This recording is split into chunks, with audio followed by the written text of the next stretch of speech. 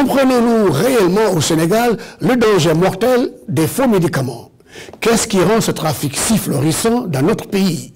Pourquoi et comment les faux médicaments parviennent-ils au Sénégal?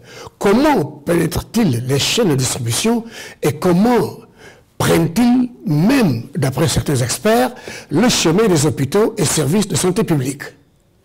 Eh bien, voilà une série de questions qui paraissent simples mais qui n'ont jamais trouvé de réponse. Elles n'en trouveront pas de sitôt d'ailleurs, car ceux qui sont derrière le trafic de faux médicaments semblent puissants, bien introduits et bien protégés. Soyons précis ici sur le terme faux médicaments. La masse populaire entend seulement parler de faux médicaments et vu la communication inexistante de l'État sur les dangers réels de ce trafic, la masse populaire a tendance à comprendre par faux médicaments des médicaments qui certes ne sortent pas des labos pharmaceutiques connus, mais qui sont quand même bons. Tout comme les faux sacs, les fausses montres ou les fausses chaussures, copies de grandes marques. Presque le même effet. C'est des fausses, mais cela ne se remarque pas et cela a le même effet que la vraie chaussure, le vrai sac ou la vraie montre. Oh, que non! Il va falloir encore préciser deux choses ici. Primo, il s'agit de substances à consommer, c'est-à-dire à mettre dans son organisme déjà malade. Et secondo, des substances combinées sous le libellé d'un médicament connu donne un médicament contrefait, donc un poison. Et ce médicament va donc tout simplement détruire la santé du malade sénégalais car il n'offre aucune réponse aux besoins médicaux du malade. S'il ne cause pas le décès du malade, il va augmenter les coûts de traitement des patients qui ont subi des conséquences néfastes sur leur santé du fait de la consommation. Tenez, des centaines d'enfants sénégalais peuvent mourir de pneumonie après avoir reçu des médicaments contrefaits et les faux médicaments antipaludiques pourraient être responsables de plusieurs dizaines de décès supplémentaires.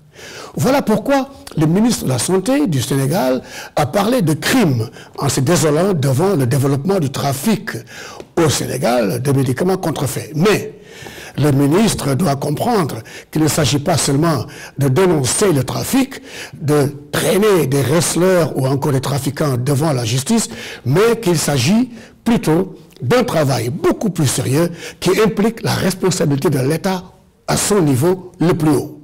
Les autorités sénégalaises savent pertinemment que ces faux médicaments proviennent de la Chine, de Singapour et de l'Inde, principales économies de provenance des médicaments contrefaits. Alors que la Chine et l'Inde sont les principaux producteurs de faux médicaments, les Émirats arabes unis, le Singapour et Hong Kong servent d'économie de transit. Selon les experts de renommée mondiale, à partir de ces pays, des médicaments soi-disant destinés à sauver des vies sont fabriqués dans des labos installés dans des sous-sols insalubres, infectés par des rongeurs et des parasites et avec des moisissures sur les murs avant d'être expédiés partout dans le monde.